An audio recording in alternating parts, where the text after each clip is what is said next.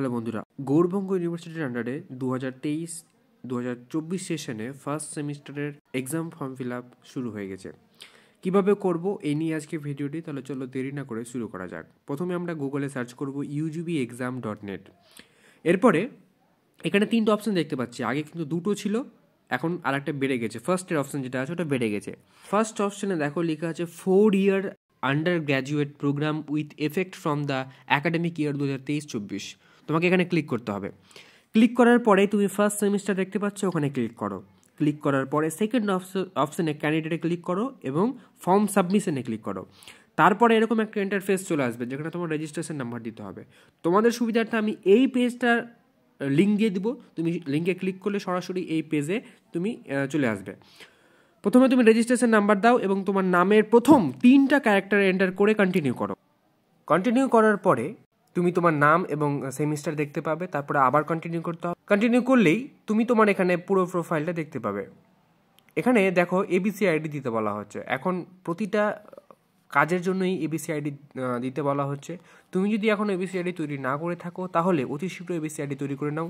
কীভাবে তৈরি করতে হয় তার 2 মিনিটের ভিডিও আমি আমার ভিডিও ডেসক্রিপশনে দিয়েছি, তুমি সেই ভিডিও দেখেও তুমি করতে পারো।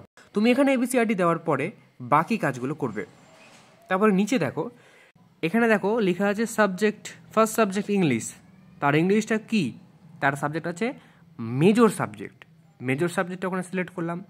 এবং দ্বিতীয় সাবজেক্ট আছে ফিলোসফি। ফিলোসফি কিন্তু তার মাইনর সাবজেক্ট 1, তো মাইনর সাবজেক্ট 1-এ ক্লিক করলাম। ঠিক আছে, তোমার যে সাবজেক্ট রয়েছে তুমি সেই অনুযায়ী সিলেক্ট করবে। থার্ড সাবজেক্ট ইকোনমিক তার কিন্তু মাইনর 2, তাই এখানে মাইনর 2 সিলেক্ট করা হলো।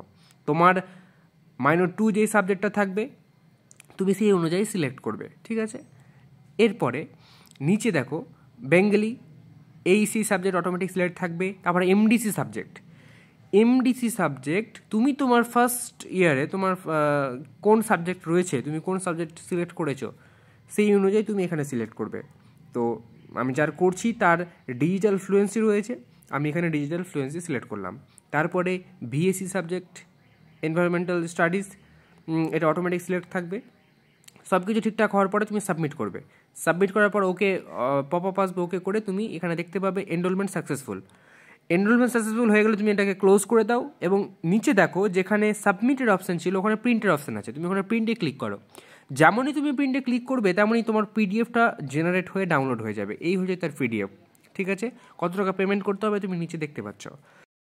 এই হলো ফুল প্রসেস ফর্ম ফিল আপের।